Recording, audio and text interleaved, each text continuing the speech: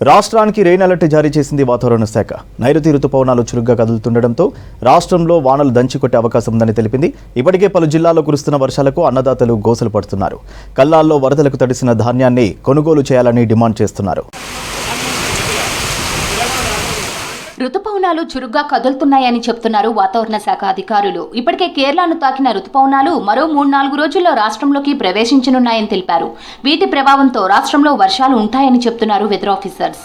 దాదాపుగా మధ్య మహారాష్ట్ర మీదుగా ఉన్న అల్పపీడనం మీదుగా ఒక ద్రోణి అనేది ఉండడం జరిగింది. దాదాపుగా తెలంగాణ, నార్త్ ఇంటీరియర్ కర్ణాటక మీదుగా దక్షిణ తమిళనాడు వరకు ఉండడం వల్ల ఈ ద్రోణి మరియు అల్పపీడన ప్రభావం వల్ల మనకి రాష్ట్రంలోని అక్కడక్కడ మోస్తరు నుంచి విస్తారంగా వర్షాలు కురిసే అవకాశం అయితే ఉంది. అంతేకాకుండా మనకి ఋతుపవనాలు కూడా మనకి చురుగ్గా కదులుతూ ఉండడం, త్వరగా రావడం వల్ల త్వరగా కేరళ తీరాన్ని తాకడంతో పాటుగా మనకి కోస్టల్ కర్ణాటక మరియు నార్త్ ఇంటీరియర్ కర్ణాటక వరకు కూడా చేరుకోవడం అయితే జరిగింది. రాష్ట్రానికి మరో 4 రోజులు రెయిన్ అలర్ట్ ఇచ్చింది వాతావరణ శాఖ. ఉత్తర తెలంగాణ వరకు కొనసాగుతున్న ద్రోణి కారణంగా రాష్ట్ర వ్యాప్తంగా విస్తారంగా వర్షాలు కురుస్తాయని చెప్తున్నారు. మరోవైపు అరేబియా మహాసముద్రంలో ఏర్పడిన అల్పపీడనం వాయుగుండంగా మారింది. దీని ప్రభావంతో దక్షిణాది రాష్ట్రాల్లో వర్షాలు కురుస్తున్నాయని చెప్తున్నారు వెదర్ ఆఫీసర్స్. ఇవాళ నిజామాబాద్, నిర్మల్, కామారెడ్డి, సంగారెడ్డి, మెదక్ జిల్లాలకు అలర్ట్ ఇచ్చారు. గంటకు 30 కిలోమీటర్ల వేగంతో గాలులు వీస్తాయని చెప్తున్నారు. ఈ ఋతుపవనాల యొక్క ప్రభావం మరియు ఈ ద్రోణుల యొక్క ప్రభావం కొద్దిగా ఉండడం వల్ల రాష్ట్రంలోని 4 రోజులు కూడా విస్తారంగా వర్షాలు కురిసే అవకాశం ఉంది. నిజామాబాద్, కామారెడ్డి, వికారాబాద్, అదేవిధంగా మహబూబ్నగర్ జిల్లాలకి అక్కడక్కడ 1-2 చోట్ల భారీ వర్షపాతం ఉండే అవకాశం ఉంది. అలాగే నల్గొండ, సూర్యాపేట, నాగర్ కర్నూల్, జోగులాంబ గద్వాల్, ఇదేవిధంగా రంగారెడ్డి, మేడ్చల్, మల్కాజ్గిరిలో అక్కడక్కడ ఉరుములు మెరుపులతో కూడిన వర్షపాతం, దీంతో పాటు ఈదురుగాలులు గంటకి 30-40 కిలోమీటర్ల వేగంతో వీచే అవకాశం ఉన్నందున ఆ జిల్లాల్లో ఎల్లో అలర్ట్ అయితే జారీ చేయడం జరిగింది. ఉమ్మడి ఆదిలాబాద్ జిల్లాలో వర్షాలు దంచుకొడుతున్నాయి. నిర్మల్ జిల్లా కుంటాల, బైంసా మండలాల్లోని ఆయా గ్రామాల్లో గత 2 రోజులుగా భారీ వర్షాలు కురిశాయి. కొనుగోలు కేంద్రాల్లోకి వరద నీరు చేరింది. వానలకు ఆరబోసిన ధాన్యం తడిసి ముద్దైంది. ధాన్యం మొలకలు రావడంతో రైతులు ఆందోళన వ్యక్తం చేస్తున్నారు. 10 రోజుల నుంచి ధాన్యం కొనుగోలు చేపట్టకపోవడంతో తీవ్రంగా నష్టపోయినట్లు తెలిపారు. కోతల పేరిట తమను నిలువునా దోచుకుంటున్నారని అన్నారు. ప్రభుత్వం తమను ఆదుకోవాలని కోరుతున్నారు రైతులు. వడ్లు మొత్తం మొలక రావడం జరిగింది. ప్రభుత్వం ఎటువంటి సహకారం లేదు. ఇప్పటికీ మాకు సంచులు ఇవ్వడం లేదు, మరియు కాట కరెక్ట్ జరగడం లేదు. వర్షాకాలం వల్ల లారీలో కూడా రావడం లేదు. మాకు ప్రభుత్వం సహకరించాలి. మాకు రైస్ మిల్కి వెళ్ళిన తర్వాత కూడా రైస్ మిల్ వాళ్ళు మాకు వడ్లు కట్ చేయడం జరుగుతున్నది. సంచికి 3-4 కిలోలు అలా కట్ చేయడం జరుగుతున్నది. ప్రభుత్వం అలా కట్ కాకుండా చూడాల్సిందిగా కోరుచున్నాం. మేడ్చల్ జిల్లాలో కుండపోత వర్షం కురిసింది. నాగారం, దమ్మాయిగూడ, ఈసీఐఎల్ ఏరియాలో ఈదురుగాలులతో కూడిన వాన పడింది. రోడ్లన్నీ జలమయమయ్యాయి. పలు చోట్ల ట్రాఫిక్ జామ్ అయింది. దీంతో వాహనదారులు తీవ్ర ఇబ్బందులు ఎదుర్కొన్నారు.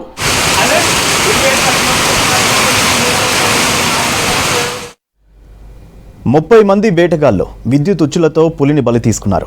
అటవీ అధికారుల కళ్ల ముందే తిరుగుతూ వేటతో తమకు సంబంధం లేదన్నారు. కానీ వేటగాళ్ల గోళ్లు వాళ్ళను పట్టించాయి. గోళ్ల ఆధారాలతో నిందితులను అటవీ అధికారులు చాకచక్యంగా పట్టుకున్నారు. అధికారుల పనితీరుకి ఉన్నతాధికారులు అభినందనలు తెలిపారు.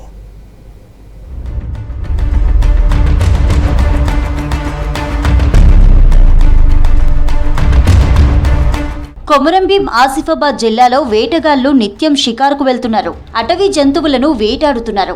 ప్రతిరోజులాగే పెంచికల్పేట మండలం ఎల్లూరు అటవీ ప్రాంతానికి 5గురు వేటగాళ్లు వేటకు వెళ్లారు. దుప్పులు, జింకలు, నీలుగాయిలను వేటాడడానికి విద్యుత్ ఉచ్చులు బిగించారు. కానీ ఆ ఉచ్చులకు ఈ నెల 15వ తేదీన ఓ పులి బలైంది.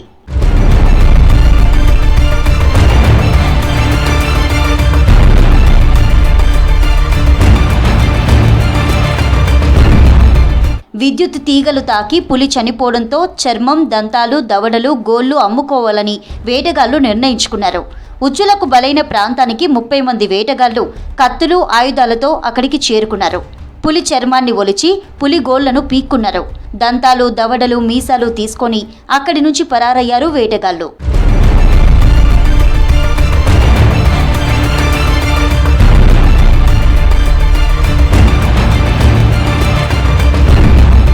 పులి మృతదేహం కనిపించడంతో అటవీ అధికారులు విచారణ చేపట్టారు. పులి ఉచ్చులకు బలైన ప్రాంతంలో వేటగాళ్లకు సంబంధించిన ఎలాంటి ఆధారాలు లేవు. అటవీ అధికారులు చాకచక్యంగా వ్యవహరించారు. సెల్ ఫోన్ల ఆధారంగా విచారణ చేపట్టారు. పాత నేరస్తులను అదుపులోకి తీసుకొని వివరాలు సేకరించారు.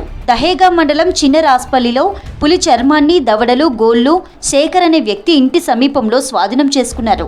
విచారణలో భాగంగా 3 నిందితులను అదుపులోకి తీసుకున్నారు. మిగతా వారిపై అనుమానంతో విచారించారు. అనుమానితుల గోళ్ల శాంపిల్స్ సేకరించారు. ఈ పులికి మనకి లాస్ట్ ఇమేజ్ 13th రోజుకి వచ్చింది. 13th రోజుకి మనకి బెజ్జు రేంజ్ వైపు. సో గిర్ ఫారెస్ట్ లో గుజరాత్ లో ఒక పెద్ద ఇన్సిడెంట్ జరిగింది. తర్వాత సిబిఐ నేల్స్ లో when you de skin me nails తో you will get the skin samples. That is a very crucial evidence. ఇప్పుడు మన జిల్లా కారిడార్ ఉంది కాబట్టి మనకి రెగ్యులర్ ట్రాన్సియెంట్ మూమెంట్స్ ఉన్నాయి. సో అది మనకి జిల్లాకి ఎంత పులి ఉన్నారు, ఎక్కడ ఉన్నారు, సో ఓన్లీ మార్క్స్ ఒక రోజుకి దొరికింది, దాని తర్వాత ఒక వారం తర్వాత మళ్ళీ దొరుకుతుంది. So this hour area is a very typical area which is a corridor. అక్కడ చాలా ట్రాన్సియెంట్ మూమెంట్స్ కూడా ఉంది టైగర్ ది. విచారణ అనంతరం అనుమానితుల శాంపిల్స్ ను నాగపూర్లోని ల్యాబ్ కు పంపించారు. నాగపూర్ ల్యాబ్ పరీక్షలలో అసలు విషయం బయటపడింది. పులి వేటాడిన తర్వాత 30 మంది చర్మాన్ని, గోళ్లను, దవడలను తీశారు. ఆ భాగాలు తీస్తున్నప్పుడు పులి రక్తం 30 మంది వేటగాళ్ల గోళ్లలోకి చేరింది. అదే విషయం ల్యాబ్లో నిర్వహించిన DNA పరీక్షలో తేలింది. సంబంధం ఉన్న 30 మందిని అటవీ అధికారులు అరెస్టు చేశారు. ఆసిఫాబాద్ కోర్టులో నిందితులను హాజరుపరిచారు. అనంతరం జైలుకు తరలించారు. గోళ్ల ఆధారాలతో వేటగాళ్లను పట్టుకోవడంతో ఉన్నత అధికారులు అభినందించారు. ప్రైమ్ ఆఫీసీ చూస్తే మా వాళ్ళు ఎగ్జాక్ట్ గా పని చేసి ఐడెంటిఫై చేశారు. సో ప్రైమ్ ఆఫీసీ ఏమి ఎక్కడ నెగ్లిజెన్స్ ఉన్నలాగా కనపడలేదు. ప్రీవియస్ కేసులో నెగ్లిజెన్స్ క్లియర్ గా వచ్చింది, ఇక్కడ క్లియర్ గా లేదు. అనదర్ వన్ థింగ్, ఒకరు డెలిబరేట్ గా చంపేయాలి అని పోతే వాళ్ళు ఒక్కరే చూడడానికి not possible. Because periphery of forest it self more than 1000 kilometers ఉంది. పెరిఫెరీని చూస్తే 1000 kilometersకి సెక్యూరిటీ పెట్టడానికి ఇబ్బంది. కానీ వీళ్ళు ఐడెంటిఫై చేశారు. వన్యప్రాణులను వేటాడితే కఠిన చర్యలు తీసుకుంటామన్నారు అటవీ శాఖ అధికారులు. వేట కోసం విద్యుత్ తీగలు ఏర్పాటు చేయడంతో జంతువులతో పాటు మనుషులు కూడా చనిపోయే ప్రమాదం ఉండడంతో అలాంటి చర్యలు మానుకోవాలని సూచించారు.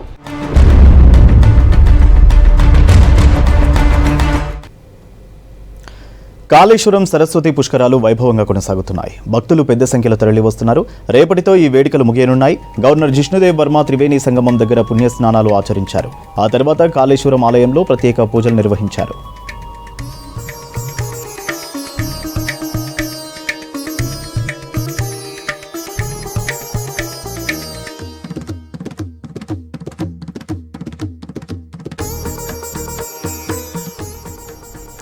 రేపటితో కాళేశ్వరం పుష్కరాలు ముగియనున్నాయి. దీంతో భక్తుల రద్దీ పెరిగింది. కిలోమీటర్ల మేర వాహనాలు నిలిచిపోయాయి. ఇవాళ రేపు పెద్ద సంఖ్యలో భక్తులు వస్తారని అధికారులు అంచనా వేస్తున్నారు. దీంతో అన్ని జాగ్రత్తలు తీసుకుంటున్నారు అధికారులు. తెల్లవారుజాము నుండే తెలుగు రాష్ట్రాలతో పాటు మహారాష్ట్ర, ఛత్తీస్గఢ్ రాష్ట్రాల నుండి తరలి వస్తున్నారు భక్తులు.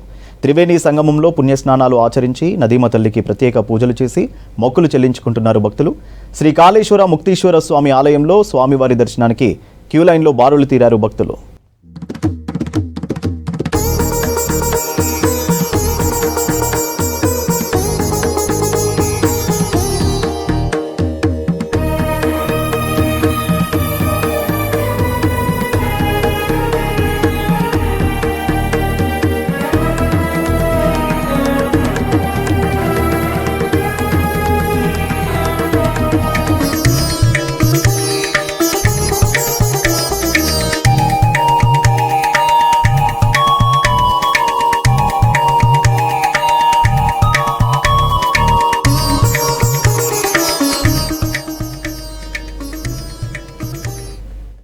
తెలంగాణ ఉద్యమకారుడు సీనియర్ జర్నలిస్ట్ ఎండి మునీర్ కన్నుమూశారు.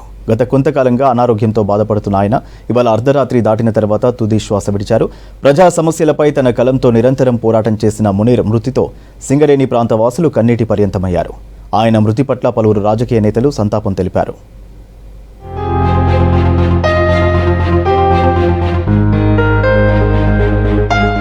తెలంగాణ ఉద్యమకారుడు సీనియర్ జర్నలిస్ట్ ఎండి మునీర్ కన్నుమూశారు.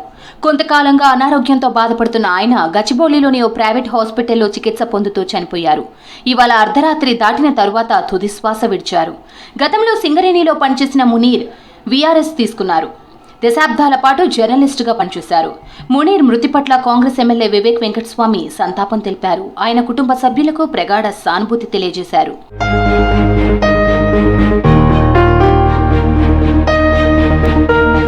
మంచిర్యాల జిల్లాలో పుట్టిన మునీర్కు 4 పిల్లలున్నారు. 3 కూతుళ్లు, 1 కుమారుడు, భార్య ఉన్నారు. జర్నలిస్టుగా పనిచేసేందుకు అప్పటి సింగరేణి యాజమాన్యం అభ్యంతరం చెప్పడంతో వెనుక ముందు ఆలోచించకుండా తన ఉద్యోగానికి రాజీనామా చేశారు. అప్పటి నుంచి చివరి వరకు జర్నలిస్టుగా కొనసాగడానికి నిర్ణయించుకున్నారు. సుదీర్ఘకాలం మీడియాలో సేవలందించారు. సింగరేణి, ఉత్తర తెలంగాణలో జరిగిన అనేక ఉద్యమాలకు మునీర్ వెన్నుదన్నుగా నిలిచారు. తన కలంతో అనగారిన సింగరేణి ప్రజల సమస్యలపై ఎప్పటికప్పుడు స్పందించేవారు. తెలంగాణ ఉద్యమం ఉవ్వెత్తున సాగుతున్న 70,000 మంది సింగరేణి కార్మికులు పాల్గొన్న సకల జనుల సమ్మెకు మునీర్ ప్రాతినిధ్యం వహించారు. ముందుండి సమ్మెను నడిపించారు. సింగరేణి సకల జనుల సమ్మె కన్వీనర్గా వ్యవహరించారు. మునీర్ తన కడ ఊపిరి కోల్పోయే 4-5 రోజుల ముందు వరకు ప్రజా సమస్యలపై, జాతీయ, అంతర్జాతీయ పరిణామాలపై, సింగరేణి కార్మికుల ఇబ్బందులపై వార్తలు రాస్తూ కాలమిస్టుగా పనిచేశారు.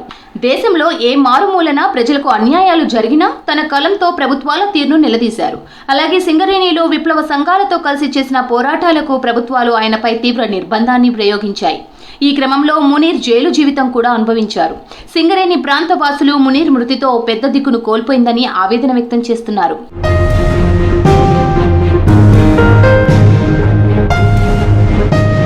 జిల్లాలోని గౌతమ్ నగర్లో మునీర్ భౌతిక కాయానికి నివాళులర్పించారు పెద్దపల్లి ఎంపీ గడ్డం వంశీకృష్ణ. మునీర్ అంత్యక్రియల్లో పాల్గొని పాడెం మోశారు. మునీర్ మరణం తెలంగాణ సమాజానికి, జర్నలిజానికి తీరని లోటన్నారు. కాకా వెంకటస్వామితో మునీర్కు సన్నిహిత సంబంధం ఉండేదని గుర్తు చేశారు. అప్పటి నుంచి ఇప్పటి వరకు సంబంధాలు అలాగే కొనసాగుతున్నాయన్నారు. రాజకీయంగా ఎన్నో సలహాలు, సూచనలు ఇచ్చేవారన్నారు. మునీర్ కార్మికుల పక్షాన నిలబడి ఎన్నో పోరాటాలు చేశారన్నారు ఎంపీ వంశీకృష్ణ. మా ఫ్యామిలీ తోటి దాదాపు ఒక 30 సంవత్సరాల అనుబంధం ఉన్నది. కాకా గారు కూడా మునీర్ గారిని చాలా లైక్ చేస్తుండే. వినోద్ గారు ఎమ్మెల్యేగా, మంత్రిగా ఉన్నప్పుడు కూడా అప్పుడు మునీర్ గారు చాలా అడ్వైజెస్ ఇస్తూ చెన్నూరు ప్రాంతానికి మంచి చేయాలని చెప్పి వారు చాలా కృషి చేసినారు. మళ్ళీ అదేవిధంగా తెలంగాణ ఉద్యమం టైంలో కూడా వివేక్ గారితో పాటు వారు చాలా కృషి చేసి తెలంగాణ ఉద్యమంలో కూడా పాల్గొన్నారు.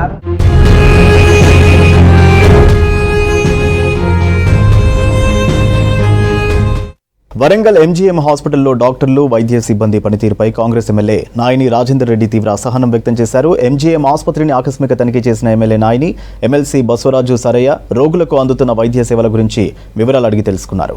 ఆసుపత్రిలోని సేవల గురించి కొందరు రోగులు ఎమ్మెల్యే నాయిని దృష్టికి తీసుకెళ్లారు. డాక్టర్లు, ఇతర వైద్య సిబ్బంది తమ పనితీరుని ఇప్పటికైనా మార్చుకోకపోతే బదిలీపై వెళ్లాలని హెచ్చరించారు ఎమ్మెల్యే.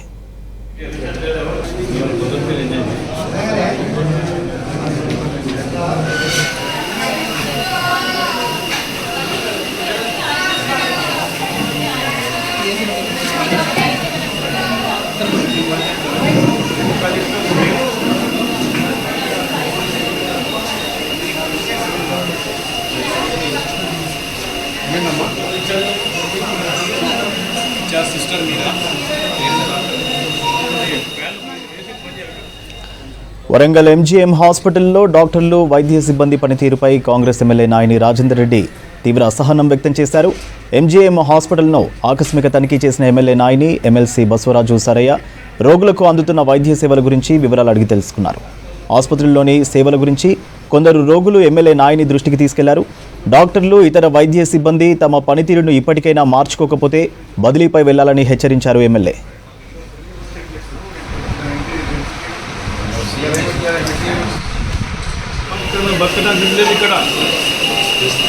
లేదు దీనికి బాగాలేదు, మీ పద్ధతి కూడా బాగాలేదు. మేము వస్తే కానీ మాకు ఎవరు లేకుండా నువ్వు వచ్చాక ఫోన్ చేసి పిలుస్తారా? సూపరింటెండెంట్ మీరు చేయవలసిన బాధ్యత వాళ్ళు చెప్పి పిలుస్తారా? ప్రముఖ రంగస్థల కళాకారుడు, బలగం సినిమా నటుడు జీవి బాబు కన్నుమూశారు. కొంతకాలంగా అనారోగ్యంతో బాధపడుతున్న ఆయన వరంగల్ ఆసుపత్రిలో చికిత్స పొందుతూ చనిపోయారు. జీవి బాబు మరణంపై కుటుంబ సభ్యులకు ప్రగాఢ సంతాపం తెలిపారు బలగం డైరెక్టర్ వేణు. జీవి బాబు జీవితం మొత్తం నాటక రంగమేనన్నారు. చివరి రోజుల్లో ఆయన్ను బలగం మూవీతో సినిమాల్లో పరిచయం చేసే అవకాశం దక్కిందన్నారు డైరెక్టర్ వేణు.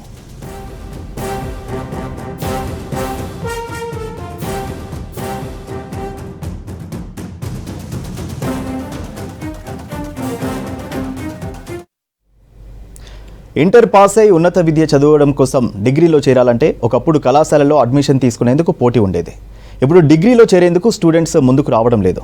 ఇంజనీరింగ్, ఫార్మసీ, ఉపాధి రంగం కోర్సుల్లో చేరేందుకు ఆసక్తి చూపుతుండటంతో 3 ఏళ్లుగా డిగ్రీ కళాశాలల్లో సగం మేర సీట్లు భర్తీ కావడం లేదు.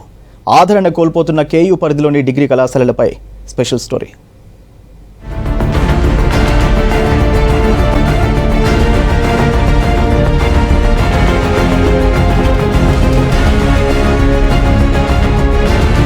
కాకతీయ విశ్వవిద్యాలయం పరిధిలో ఉమ్మడి వరంగల్, ఖమ్మం, ఆదిలాబాద్ జిల్లాలో 281 కళాశాలలు ఉన్నాయని కేయూ అధికారులు రికార్డులు చెబుతున్నాయి. ఇంటర్ పూర్తి చేసిన విద్యార్థులు డిగ్రీ కళాశాలలో BA, BCom, BBM, BBA, BSc కోర్సుల్లో విద్యను అభ్యసించేందుకు 281 కళాశాలల్లో 110,940 సీట్లు అందుబాటులో ఉంచారు. ఈ కళాశాలల్లో సీట్ల భర్తీ కోసం వెబ్సైట్లో దరఖాస్తు చేసుకోవాలని విద్యార్థులకు సూచించారు.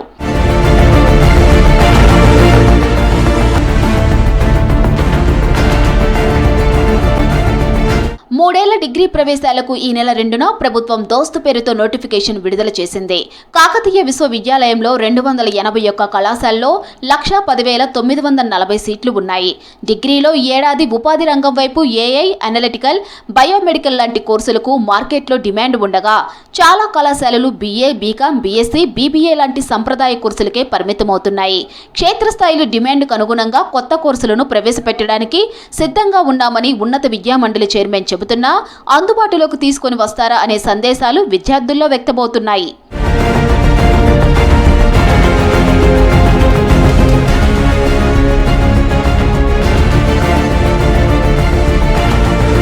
రెండేళ్ల ఇంటర్మీడియట్ కోర్సు అనంతరం 3 ఏళ్ల డిగ్రీ విద్యకు ప్రత్యామ్నాయంగా పాలిటెక్నిక్, ఇంజనీరింగ్, ఫార్మసీ లాంటి కోర్సుల్లో చేరి పాస్ అయితే స్వయం ఉపాధితో జీవనం సాగించవచ్చనే లక్ష్యంతో చాలా మంది ఇంజనీరింగ్, ఫార్మసీలో చేరడానికి సుముఖత చూపుతున్నారు. డిగ్రీ కళాశాలలో చేరేందుకు స్టూడెంట్స్ పెదవి విరుస్తున్నారని అధ్యాపకులు చెబుతున్నారు. డిగ్రీలో కూడా ఉపాధి కోర్సులు అందుబాటులోకి తీసుకొని వస్తే విద్యార్థులు చేరేందుకు ఆసక్తి చూపుతారని, అప్పటి వరకు డిగ్రీలో చేరేందుకు ఆదరణ కష్టమే అంటున్నారు. సామాజిక శాస్త్రాలు చదువుతున్నటువంటి విద్యార్థులకు ఉద్యోగ అవకాశాలు రావాలంటే కూడా ఉన్నత విద్యాశాఖ అనేది, ఉన్నత విద్యా మండలి అనేది కొన్ని నూతన కోర్సులు ప్రవేశపెట్టాల్సిన అవసరం ఉంది. నూతన కోర్సులు ఏ విధంగా ఉన్నాయి అనుకున్నప్పుడు, ఉదాహరణకి సాంప్రదాయ కోర్సులు BSc మ్యాథ్స్, తర్వాత BCom లాంటి కోర్సులకు మార్కెట్కి అనుగుణంగా కొన్ని వాళ్ళు సిలబస్ డిజైన్ చేస్తున్నారు. వాళ్ళకు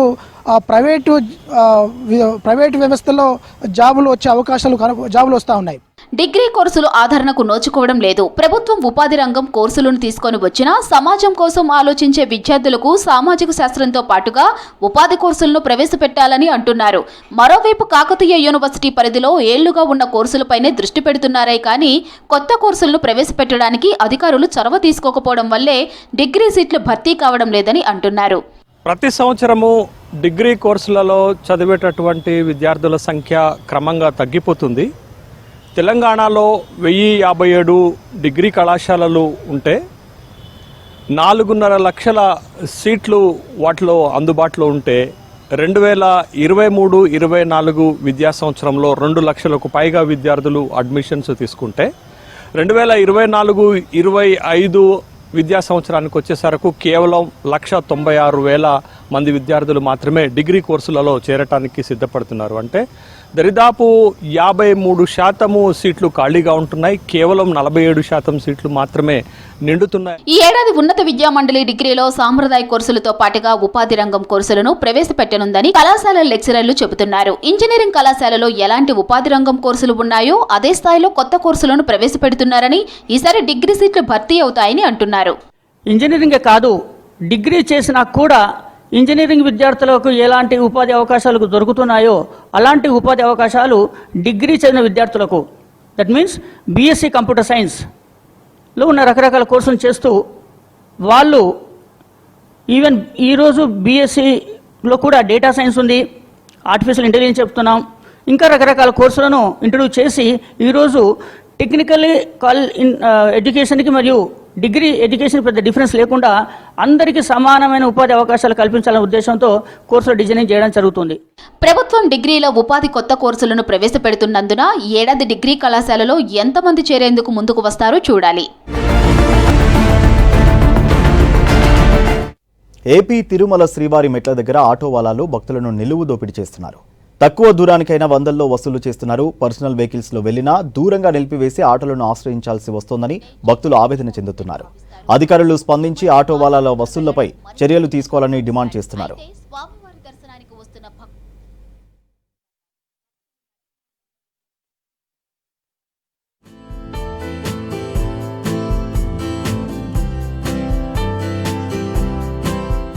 తిరుమల శ్రీవారిని క్షణకాలం దర్శించుకుంటే జన్మ ధన్యమవుతుందని భావిస్తారు భక్తులు. తిరుమలకి కాలినడకన వెళ్లడం మరింత పుణ్యంగా భావిస్తారు. అయితే స్వామివారి దర్శనానికి వస్తున్న భక్తుల కష్టాలు అంతా ఇంతా కాదు. భక్తులు నడక మార్గంలో వెళ్లే భక్తులకు గతంలో దివ్య దర్శనం టోకెన్లు ఇచ్చేవారు. చిరుతపులి దాడి ఘటన తరువాత అలిపిరి మార్గంలో భక్తులకు దివ్య దర్శనం టోకెన్స్ ఆపివేశారు. కేవలం శ్రీవారి మెట్టు మార్గంలో మాత్రమే రోజుకు 3 నుంచి 5,000 టోకెన్స్ ఇస్తున్నారు. ఆ టోకెన్స్ కు ఉన్న డిమాండ్ను వాడుకొని భక్తులను నిలువు దోపిడీ చేస్తున్నారు ఆటో నడిపే వాళ్లు. తిరుపతి రైల్వే స్టేషన్ నుంచి శ్రీవారి మెట్టు వరకు ఎక్కడికెక్కడ దోచుకోవడమే పనిగా భక్తులను ఇబ్బందులకు గురిచేస్తున్నారు.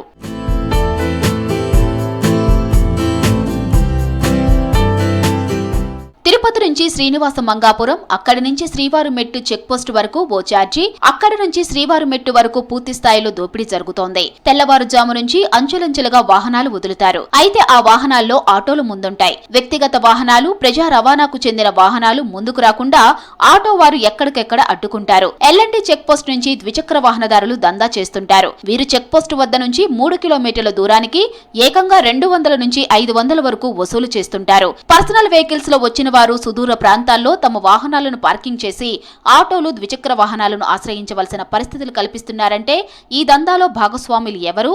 పోలీసుల, టీటీడీ సెక్యూరిటీ సిబ్బందా లేక ఆర్టీఓ సిబ్బందా అనే అనుమానాలు వ్యక్తమవుతున్నాయి.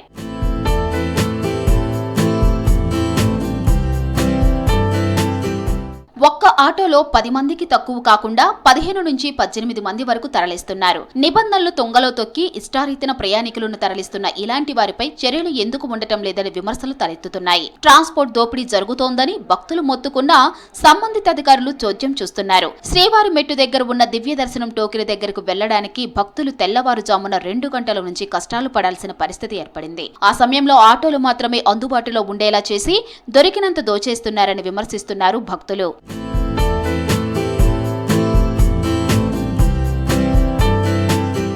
అధికారులు స్పందించి ఆటోల పేరిట జరుగుతున్న నిలువు దోపిడీని అరికట్టాలని డిమాండ్ చేస్తున్నారు భక్తులు.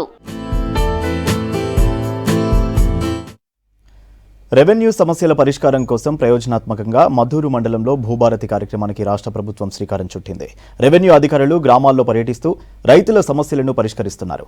ఈ కార్యక్రమం ద్వారా నిర్దిష్టమైన గడువులోగా పెండింగ్లో ఉన్న సమస్యలు పరిష్కారం అవుతున్నాయి. భూ సమస్యల పరిష్కారం కోసం రైతులు ఏళ్ల తరబడి రెవెన్యూ కార్యాలయాల చుట్టూ తిరిగినా ఫలితం లేకపోయింది. దీంతో దేశంలోని 18 రాష్ట్రాలకు చెందిన రెవెన్యూ చట్టాలను క్షుణ్ణంగా పరిశీలించి ధరణి 2020 చట్టంలోని లోపాలను సవరించి దేశానికి రోల్ మోడల్గా భూభారతి చట్టాన్ని రాష్ట్రంలోని కొన్ని మండలాల్లో ప్రయోగాత్మకంగా అమలు జరుగుతోంది.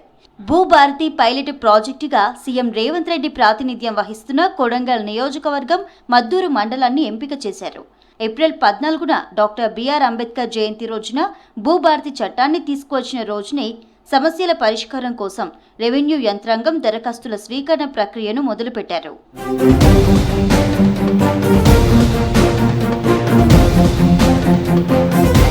మద్దూరు మండలంలోని అన్ని రెవెన్యూ గ్రామాల్లోకి రెవెన్యూ బృందాలు వెళ్లి భూ సమస్యలు తెలుసుకొని వాటిని పరిష్కరించారు. భూ సంబంధిత పేరు తప్పులు, విస్తీర్ణం హెచ్చుతగ్గులు, వారసత్వ భూములు, భూ స్వభావం తప్పులు, నిషేధిత జాబితాలో ఉన్న భూ సమస్యలు, సర్వే నెంబర్ మిస్సింగ్, ప్రభుత్వ భూములను నవీకరించడం, సాదా బైనామా కేసులు, సరిహద్దు సమస్యలు, పార్ట్ బిలో చేర్చిన భూ సమస్యలు, భూసేకరణ కేసులు, పట్టా లేకుండా ప్రభుత్వ భూములు కబ్జా కలిగిన వివరాలు లాంటి భూ సమస్యల దరఖాస్తులు స్వీకరించి భూభారతి కొత్త చట్టం ప్రకారం అధికారులు పరిష్కారం చేశారు. ప్రజల భూ సమస్యలకు సత్వర పరిష్కారం లభిస్తోంది. ధరణిలో పరిష్కారం కాని సమస్యలకు భూభారతి చట్టం పరిష్కారాన్ని చూపుతుంది. మద్దూరు మండలంలో భూభారతి పోర్టల్ని తీసుకొచ్చే వాళ్ళు సంతోషిస్తున్నాం. అలాగే పైలట్ ప్రాజెక్ట్ తీసుకున్నారు. ఇంతకుముందు ఉన్నటువంటి రైతుల ప్రాబ్లమ్స్ కూడా భూభారతి దాంట్లో పైలట్ ప్రాజెక్ట్గా తీసుకున్నందుకు సంతోషిస్తున్నాం. అలాగే ఇంతకుముందు ఉన్న ప్రభుత్వంలో ఉన్న లోటుపాట్లు దీంట్లో కూడా సవరిస్తామని ఆశిస్తున్నాం. ధరణి వల్ల ఒక రైతులకు కానీ ప్రజలకు కానీ కొన్ని సమస్యల వల్ల చాలా ఇబ్బందులు పడ్డారు. ఇప్పుడు మా రేవంత్ రెడ్డి గారు భూభారత గుండొచ్చి రైతుల కష్టాలు మా కష్టాలు తొలగిపోతాయని మేము ఆశిస్తున్నాము.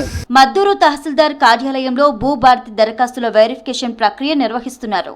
జిల్లా కలెక్టర్ సిక్తా పట్నాయక్ ఆధ్వర్యంలో భూ సమస్యల దరఖాస్తుల వెరిఫికేషన్ను వేగవంతం చేస్తున్నారు. దరఖాస్తు చేసిన 30 రోజుల్లో తహసీల్దార్ పరిష్కారం చూపించాల్సి ఉంటుంది. భూభారతి పైలట్ ప్రాజెక్టు మద్దూరు మండలంలో వచ్చిన మొత్తం దరఖాస్తుల వెరిఫికేషన్ను క్షుణ్ణంగా పరిశీలిస్తూ ఫీల్డ్ వెరిఫికేషన్, ప్రొసీడింగ్స్, ల్యాండ్ సర్వేపై ఫోకస్ పెడుతున్నారు. దరఖాస్తుల తిరస్కారం గురించి కారణాన్ని రైతులకు చెప్పాల్సిన అవసరం ఉంటుంది. భూభారతికి ప్రత్యేక అధికారిని నియమించి భూ సమస్యలకు చట్ట ప్రకారం పరిష్కారం చూపేలా చర్యలు తీసుకుంటున్నారు. విరాసత్ దరఖాస్తుల పరిష్కారానికి నిబంధనలు పాటించాల్సి ఉంటుంది. పైలట్ మండలంలో అధికారులు భూ సమస్యలకు చూపించే పరిష్కారాలనే మళ్లీ కొత్తగా ఎంపిక చేసే ఒక్కో పైలట్ మండలాల్లో వర్తింపచేసే ఛాన్స్ ఉంది.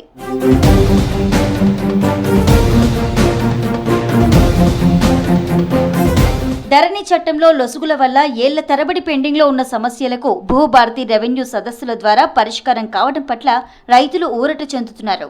రెవెన్యూ కార్యాలయాల చుట్టూ తిరిగి విసిగిపోయిన రైతులు ఇప్పుడు ఊపిరి పీల్చుకుంటున్నారు. సంగారెడ్డి జిల్లా కేంద్రంలో మున్సిపల్ సిబ్బంది పేరుతో కొందరు వ్యక్తులు అక్రమ వసూలు చేస్తున్నారు. రోడ్డు పక్కన పండ్లు అమ్ముకుని జీవనోపాధి పొందుతున్న చిరు వ్యాపారులను బెదిరించి డబ్బులు వసూలు చేస్తున్నారు. రోడ్డుపై పండ్లు, కూరగాయలు అమ్మితే 100 రూపాయలు ఇవ్వాలని డిమాండ్ చేస్తున్నారని ఆరోపిస్తున్నారు చిరు వ్యాపారులు. అయితే కొందరు వ్యాపారులు తిరగబడడంతో వసూలు చేసిన డబ్బును వ్యాపారులకు తిరిగి ఇచ్చేశారు. అక్రమ వసూళ్లకు పాల్పడుతున్న వారిపై మున్సిపల్ అధికారులు, పోలీసులు చర్యలు తీసుకోవాలని కోరుతున్నారు వ్యాపారులు.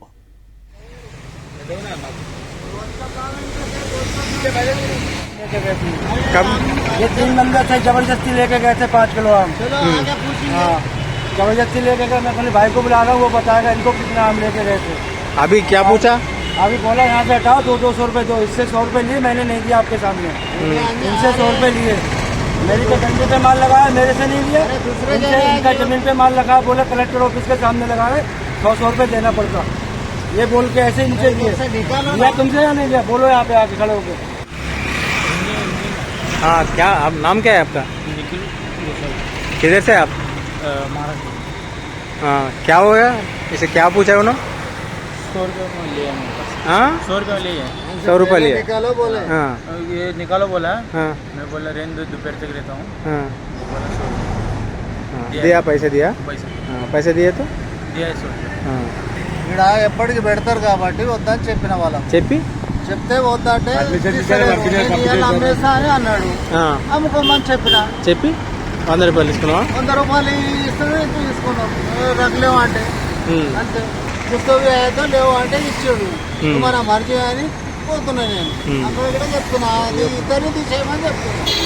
ఒకళ్ళు ఉంచుకోండి, ఒకళ్ళు ఉంచుకోమని. మహబూబాబాద్ జిల్లా బయ్యారం పెద్ద చెరువులో చేపలు పట్టేందుకు జనం పోటీ పడ్డారు. ఆదివారం కావడంతో చేపల వేట కోసం చుట్టుపక్కల గ్రామాల నుంచి భారీగా తరలివచ్చారు జనం. వలలతో చెరువులో చేపలు పట్టేందుకు యువతీ యువకులు పోటీ పడుతున్నారు. కొందరు సరదాగా చేపలు పట్టి వాటిని బైకుల మీద తరలిస్తుండగా మరికొందరు చెరువులో పట్టిన చేపలను అమ్ముకునేందుకు ఆరాటపడ్డారు.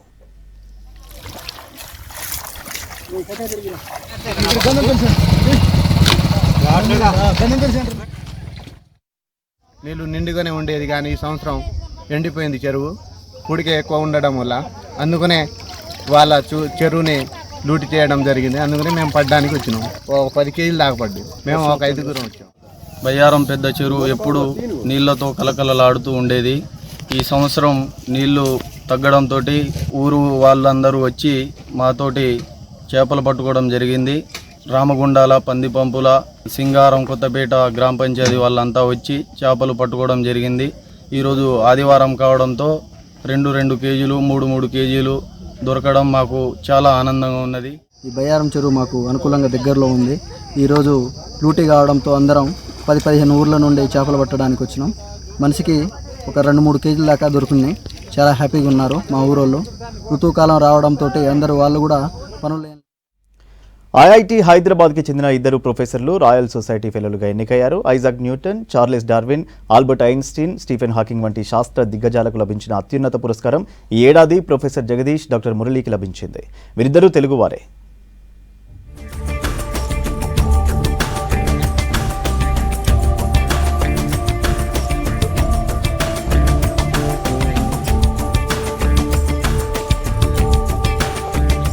ఐఐటి హైదరాబాద్కి చెందిన 2 తెలుగు ప్రొఫెసర్లకు ప్రపంచంలోనే అత్యున్నత పురస్కారం లభించింది. ఈ సంవత్సరం రాయల్ సొసైటీ ఫెలోలుగా IITHకి చెందిన 2 ప్రొఫెసర్లు ఎన్నికైనట్లు ప్రకటించారు. వీరు IIT హైదరాబాద్తో కలిసి పనిచేస్తూనే ఆస్ట్రేలియన్ నేషనల్ యూనివర్సిటీలో సేవలు అందిస్తున్నారు. ఒకరు చెన్నుపతి జగదీష్, మరొకరు doctor Mallikarjun Tatipamula. Royal society fellowship అనేది సైన్స్, ఇంజనీరింగ్ రంగాలలో అత్యున్నత వృత్తిపరమైన గుర్తింపు. రాయల్ సొసైటీ యునైటెడ్ కింగ్డమ్లోని అత్యంత పురాతన శాస్త్రీయ అకాడమీ. ప్రపంచవ్యాప్తంగా శాస్త్ర, ఇంజనీరింగ్, వైద్య రంగాలలో విశిష్ట సహకారం అందించిన శాస్త్రవేత్తలను ఫెలోలుగా ఎన్నుకుంటారు. Isaac Newton, Charles Darwin, Albert Einstein, Stephen Hawking వంటి మానవ జాతి గతి మలుపు తిప్పిన పరిశోధకులు చేసిన దిగ్గజ శాస్త్రవేత్తలు FRS ఫెలోస్. అంతటి స్థాయికి 2 తెలుగు IIT ప్రొఫెసర్లు చేరుకోవడంతో ఇక్కడి ఫ్యూచర్ సైంటిస్టులకు ఎంతో ఇన్స్పైరింగ్ అంటున్నారు IIT డైరెక్టర్. వీళ్ళ ఇన్స్పిరేషన్తో ఎంతోమంది స్టూడెంట్లు ఇంకా ముందుకు వస్తారని, మంచి వర్క్ చేసి దేశానికి మంచి పేరు తెచ్చి ఆ విధంగా ఇలాంటి అకాడమీస్ దృష్టిలో వాళ్ళు పడి ఆ అకాడమీస్ వాళ్ళని గుర్తించాలి అన్న ఉద్దేశంతో ఈ ప్రెస్ కాన్ఫరెన్స్ అనేది జరపడం జరిగింది. డెఫినెట్గా ఇలాంటి వాళ్ళు ఒక ఈ జనరేషన్నే కాదు, ముందు తరాలను కూడా మంచి బాటలో నడిపించే వ్యక్తులు. అలాంటి వాళ్ళు మన వాళ్ళు అవటం మనకెంతో గర్వకారణం. ప్రొఫెసర్ చెన్నుపతి జగదీష్ IITHతో పాటు ఆస్ట్రేలియన్ నేషనల్ యూనివర్సిటీలో ప్రొఫెసర్గా పనిచేస్తున్నారు. నానో టెక్నాలజీ, సెమీకండక్టర్ ఫిజిక్స్ రంగాలలో పరిశోధనలు చేశారు. ఆస్ట్రేలియన్ అకాడమీ ఆఫ్ సైన్స్ అధ్యక్షుడిగా కూడా వ్యవహరిస్తున్నారు. ఆయన గత 35 సంవత్సరాలుగా విద్యార్థులు, పోస్ట్ డాక్టరల్ రీసెర్చ్లు, సహచర శాస్త్రవేత్తలతో కలిసి అనేక వినూత్న ఆవిష్కరణలు చేశారు. ఆయన పరిశోధనలు సైన్స్ రంగంలో ప్రపంచవ్యాప్తంగా ప్రభావం చూపాయి. ఈ పురస్కారం రావడం తన సహచరులు, విద్యార్థుల సహకారాల సమిష్టి కృషి ఫలితం అంటూ ప్రొఫెసర్ జగదీష్ తెలిపారు. డాక్టర్ మల్లికార్జున్ తాటిపాముల ఎరిక్సన్ లో చీఫ్ టెక్నాలజీ ఆఫీసర్ గా ఉన్నారు. టెలికమ్యూనికేషన్స్, నెట్వర్కింగ్ టెక్నాలజీలో విప్లవాత్మక సహకారం అందించారు. ఆయన సారథ్యంలో Ericsson 5G technology, cloud computing, artificial intelligence రంగాలలో అనేక ఆవిష్కరణలు సాధించింది. ఆయన రాయల్ సొసైటీ ఫెలోగా ఎన్నిక కావడం ఇంజనీరింగ్ రంగంలో ఆయన సాంకేతిక నైపుణ్యం, నాయకత్వానికి నిదర్శనం. ఈ 2 ప్రొఫెసర్ల ఎన్నిక IIT హైదరాబాద్ లోని అధ్యాపకులు, పరిశోధకుల స్థాయిని ప్రపంచానికి చాటి చెప్పింది.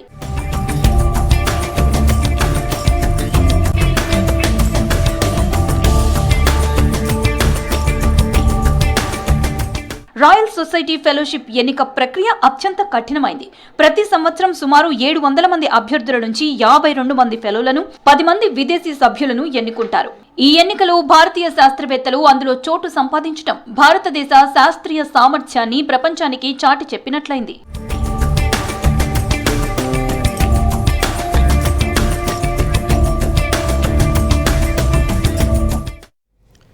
ఇవి bulletin updates. Keep watching V6.